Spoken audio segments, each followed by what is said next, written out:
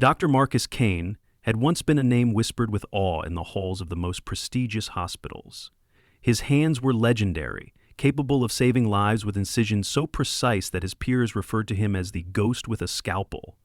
Patients traveled from around the world to be operated on by him, and medical journals chronicled his pioneering techniques. His future was as bright as the surgical lights that illuminated his operating theater. But all of that was before Dr. Vincent Hale arrived. Vincent was charming, ambitious, and sharp enough to make anyone believe he had the talent to match. Marcus had initially welcomed him as a junior partner, mentoring the younger surgeon and even sharing his research notes. But Vincent's ambition was a black hole, swallowing everything in its path. What he couldn't achieve on his own, he would steal. It began with subtle rumors, whispered behind closed doors. Claims of Marcus taking dangerous risks in the OR, of patients dying unnecessarily, of faked post-op records. At first, Marcus dismissed them as professional jealousy. But then the investigations started. An anonymous complaint reached the medical board, complete with fabricated evidence, photoshopped charts, altered patient files, forged signatures. Marcus's entire world crumbled overnight. Within weeks, he was suspended, pending a full investigation. Within months, he was stripped of his medical license, publicly shamed and hounded by reporters. His colleagues distanced themselves. His patients canceled appointments. His marriage collapsed under the weight of the disgrace, his wife taking their daughter and leaving without a backward glance. His home was sold to cover legal fees, and he found himself living in a motel, staring at the ceiling night after night. Vincent had won. He had taken Marcus's reputation, his livelihood, and his family, and he had done it all with a smile, his own career soaring in the vacuum left behind. But Marcus wasn't dead, not yet. For years he disappeared from public view. He worked odd jobs, barely scraping by, living off meager savings and the scraps of dignity he had left. But as his hands moved, whether scrubbing floors or working in a grimy auto shop, his mind remained sharp. He read medical journals in the dead of night. He studied anatomy obsessively. He memorized every structure, every nerve, every delicate artery. He had lost his license, but his knowledge was sharper than ever. And his hatred festered, a tumor growing in the dark recesses of his mind. It was during a night shift at a slaughterhouse, watching the butchers work, that inspiration struck. The way they stripped flesh from bone, the efficiency of their knives, the precision of their cuts, it wasn't so different from surgery. He realized he didn't need an operating room or a hospital to wield his skills. He only needed the right tools and the right subject. For months he planned. He tracked Vincent's movements, his new hospital, his lavish home, his pattern of work and leisure. Marcus learned when Vincent jogged in the park, when he attended private dinners, when his security detail was lax. He mapped out Vincent's routines with the precision of a surgical chart. When the opportunity finally came, Marcus struck. Vincent was leaving a charity gala, his breath reeking of expensive scotch, his smile smug as always. He waved off his driver, claiming he wanted some air. Marcus emerged from the shadows, a chloroform-soaked rag pressed against Vincent's face, his hand steady despite the adrenaline flooding his veins. Vincent struggled briefly, then collapsed like a marionette with its strings cut.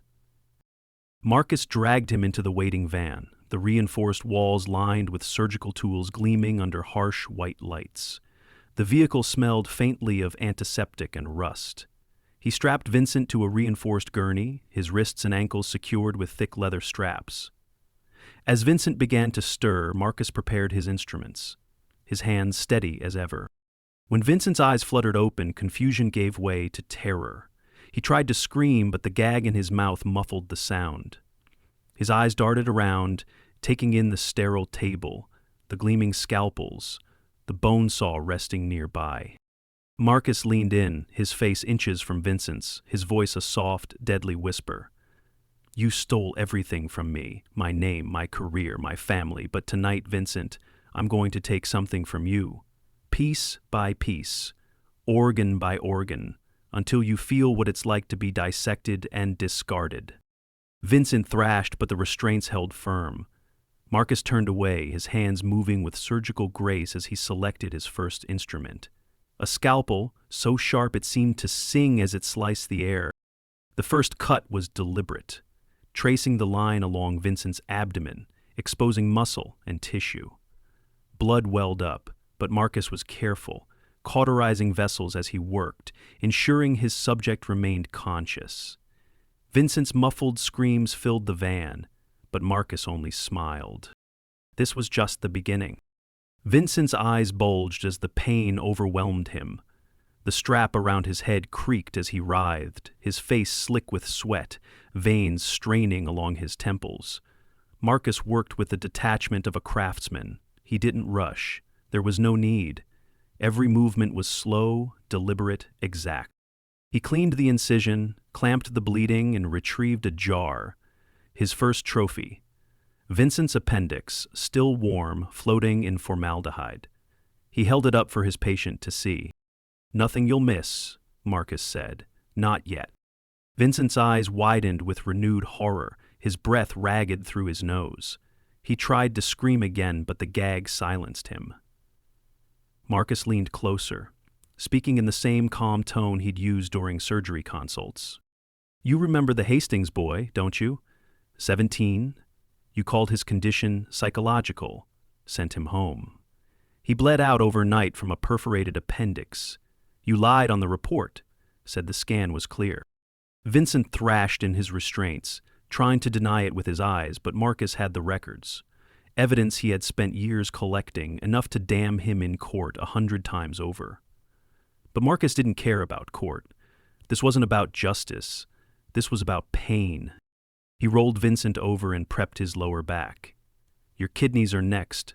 We'll start with the left. You only need one to live after all.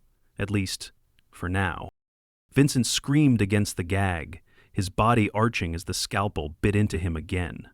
Marcus was methodical, cutting muscle and fascia, careful not to let his subject bleed too much. He removed the kidney intact, placed it beside the appendix, and stepped back to examine his work. He didn't feel satisfaction. He felt clarity. Vincent wasn't just the rival who ruined him. He was the symbol of everything wrong with the world Marcus had once worshipped. The medical field that had praised him, then discarded him without a second thought. The colleagues who had turned their backs. The board that had ignored the inconsistencies. Marcus had been sentenced by a system built to protect predators like Vincent. Now he was the system. He let Vincent lapse into unconsciousness for a while, hooking him up to fluids, managing the pain just enough to keep his body stable. He wasn't done yet, not even close. When Vincent woke again, Marcus stood over him with a small case. He opened it slowly, revealing the tools inside. Retractors, clamps, scalpels, even bone chisels. Each one gleamed under the lights like fangs. "This next part," he said, "is for Lauren." Vincent's eyes darted. He remembered. Lauren was a nurse. She had filed a complaint against Vincent 5 years ago. It never made it to the board. Vincent's lawyer had destroyed her in court, painted her as unstable, money-hungry. She had lost her job. 6 months later, she took her life. Marcus held up a small scalpel and slid it under the nail of Vincent's thumb. Blood welled immediately. He pressed, peeled, tore. "Home for every lie you told," he said, removing another nail. Vincent thrashed, trying to vomit through the gag. Marcus waited until the spasms passed before moving on. He took one rib next, then a toe, then the tip of Vincent's ear. The procedures were spaced apart, never enough to kill, always enough to break him a little further. Marcus kept him alive with ruthless efficiency, flushing toxins, managing infection, even stimulating circulation with electric pulses. He was not torturing him out of madness. He was dissecting him, physically and spiritually. But Marcus wasn't just preparing a corpse, he was preserving the evidence. He filmed everything, angled shots of each procedure, the state-of-the-art camera he had hidden behind a mounted light. Every scream, every convulsion, every moment of raw agony was recorded in high definition. "This will be your legacy," Marcus whispered. Not the awards, not the articles. This. Every moment of truth you denied will now live forever. Vincent's body shook uncontrollably. He was slipping in and out of consciousness. But Marcus wasn't done. He reached for the scalpel again, wiping the blade carefully. You stole my name, Vincent, so I'm taking yours. With clinical precision, Marcus carved into the flesh just above Vincent's right hip. Large, slow letters. V-I-N-C-E. Blood dripped from the edges, but Marcus cauterized each one, sealing the pain into permanence. You're not a doctor anymore. You're an exhibit. Vincent stared at the ceiling, his eyes vacant now, the last flickers of resistance dying. Marcus checked his pulse, adjusted the IV, and stepped away. The room was quiet, save for the soft hum of machines. In a glass cabinet nearby, Marcus had arranged his trophies, organ jars, labeled, dated, preserved. A surgeon's collection, not of lives saved, but of justice delivered. And there were still more names on his list. Marcus worked with the same steady, meticulous hands that had once earned him acclaim. The operating van had become a mobile theater of retribution, its floors scrubbed clean after each procedure, its walls hung with sterilized tools and jars containing the remnants of his work. Vincent had stopped struggling long ago, the light behind his eyes extinguished into dull, vacant terror. But Marcus wasn't finished. He stood over the gurney, watching Vincent's shallow breaths. His heart monitor, improvised from salvaged equipment, blipped steadily, a metronome of fragile life. Marcus injected another dose of stabilizers to ensure Vincent remained conscious for what came next. You're not alone in this, Vincent, he murmured. I've kept track of everyone who helped you tear me apart. The board member who buried my appeal, the journalist who published lies about malpractice, the surgeon who testified against me in court, swearing I was reckless. Vincent's head lolled, eyes barely able to focus. His pulse quickened with instinctive fear, even as his mind fractured under the weight of what he had endured.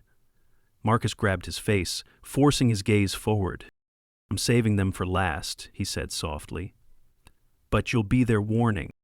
Marcus carefully prepped a new set of tools, a micro drill, a bone saw, titanium screws.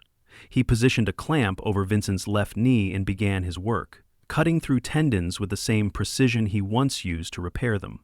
Vincent's body jerked against the restraints, his muffled cries peaking in agony.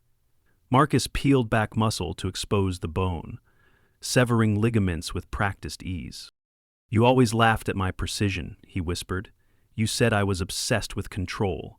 Now you see what that really means. Piece by piece, he dismantled Vincent's leg, preserving the removed parts in labeled jars. He didn't rush. The mirror mounted nearby reflected his steady hands, the sweat beating on his forehead, the cold satisfaction in his eyes. This wasn't torture. It was re-education. When he was done, he stepped back, wiping his hands on a bloodied cloth. Vincent's breathing was shallow, each inhale rattling in his chest. Marcus moved to the cabinet, selecting a syringe filled with adrenaline. He jabbed it into Vincent's thigh, jolting his body awake with a sharp convulsion. Stay with me, Vincent. You'll want to hear this. Paid back the footage. Hours of detailed recordings showing every incision, every scream, every slow dismantling of Vincent's body. I'm sending these to your colleagues, Marcus said, his voice calm. To the medical boards, to the press, to your precious awards committees. When they see what you are, what you've always been, your legacy will be as shattered as your body. Vincent's eyes filled with tears, silent pleas for mercy. But Marcus's face remained impassive. You destroyed my life with lies, he continued. But this truth, these images, they can't be erased. They'll haunt every corner of your existence, even after you're gone. Marcus adjusted the camera to capture Vincent's broken form, then spoke directly into the lens. This is justice, he said, for the patients you abandoned, for the careers you destroyed, for me. He shut off the camera and turned back to the gurney. Vincent's body was failing. His blood pressure dipped, his pulse slowed. His breath stuttered in weak gasps. Marcus hesitated, the scalpel poised in his hand. For a moment he felt the weight of everything, the years of humiliation, the loss of his family, the betrayal by colleagues who had once called him a genius. But the mirror of his mind was clear. He saw Vincent not as a man, but as a symbol, a lesson carved into flesh. He worked quickly, harvesting the last of what he needed: tissue samples, a lung segment, Vincent's severed hand. Each was preserved in a jar, meticulously labeled. When Vincent's heart finally stopped, Marcus stood back, exhausted but clear-headed. He had done what the courts wouldn't, what the system had refused to. Vincent Hale was dead, reduced to a grotesque collection of evidence. Marcus packed his tools with clinical precision, wiping every surface clean. He set the van ablaze, watching as the flames consumed the scene, leaving nothing but scorched steel and ashes. The jars, however, he kept. They were trophies, yes, but more importantly, they were proof. He drove through the night, his mind sharp, his hands steady. He was not finished. There were others who had betrayed him, and he had every detail of their sins written in his notebooks. The van's hidden compartments held what he needed for the next phase. But for now, Marcus allowed himself a rare moment of satisfaction. Vincent was gone, his empire crumbling behind him, and Marcus was reborn, not as a surgeon of healing, but as a surgeon of truth. Marcus Kane drove for hours through empty roads, the weight of his trophies secured in the hidden compartments of the van. He barely felt the cold that seeped through the thin metal walls or noticed the first blush of dawn on the horizon. His mind was singular, focused. The list of names haunted him with every mile. Men and women who had colluded with Vincent Hale, who had stripped him of his career, his dignity, his family. The van finally stopped at a secluded, abandoned clinic on the outskirts of a forgotten town. Marcus had chosen it deliberately. He'd broken in weeks before, cleaned a room, set up equipment he'd salvaged from junkyards and black market suppliers. Now it was his theater, a cold, sterile stage for the final act. He transferred the jars from the van to a steel table inside, arranging them like grotesque specimens in a macabre gallery. The labels gleamed under the harsh light.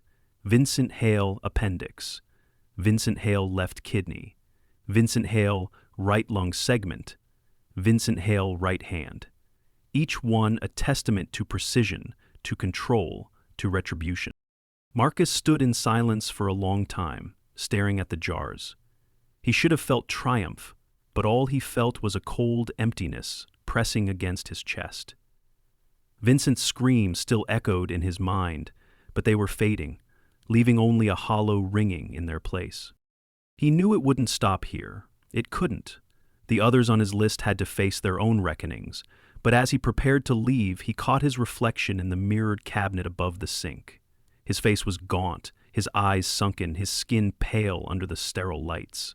He no longer resembled the man he had been in the pristine operating rooms of his past.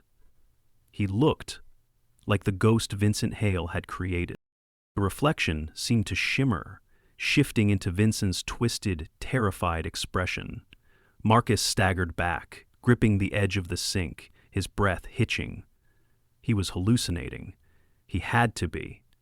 But the image didn't fade. It was as if the mirror itself had captured the residue of his crimes. "You're no better than him," the reflection hissed, lips moving in sync with Marcus's own. "You've become the thing you hate." Marcus closed his eyes, gripping the sink tighter, trying to banish the voice. He had told himself this was justice, that every cut was a balancing of scales. But the mirror, the real one, or perhaps the one in his mind, knew better. This wasn't about justice anymore. It hadn't been for a long time. It was about control, about the power to decide who lived and who suffered. He opened his eyes. The reflection was his own again, tired and worn, but undeniably his. In that moment, Marcus realized he couldn't continue. He couldn't let the darkness consume what was left of him. He had destroyed Vincent, and the others could no longer hurt him. But if he kept going, he would become a monster worse than any of them. He gathered the jars, wrapped them carefully, and packed them into a crate. Instead of preserving them, he drove to a remote clearing by a river, dug a deep hole, and buried them beneath the earth. He poured gasoline over the site and lit a match, watching the flames consume the evidence, the smoke spiraling into the morning sky. The fire burned hot and bright, the acrid stench of burning formaldehyde stinging his eyes. When it was done, Marcus stood in the silence, listening to the river's quiet rush. He felt lighter, though the weight of his actions would never fully lift. He knew he couldn't undo the lives he had taken or the man he had become, but he could stop. He could let the past die here, with the last of Vincent's legacy turned to ash. He disappeared after that, leaving no trace. Some said they glimpsed him in small, forgotten towns, working in clinics under a false name, treating those with nowhere else to turn. Others claimed he vanished into the wilderness, living alone, tending to his own scars. The truth was no one knew, and no one ever would. Marcus Kane, the surgeon who lost everything, who had operated on his enemies with cold, brutal precision, was gone. In his place was a man walking a narrow line between redemption and damnation, forever haunted by the ghosts of his past. But one thing was certain. Vincent Hale's story and Marcus's revenge was over, and no one could rewrite it.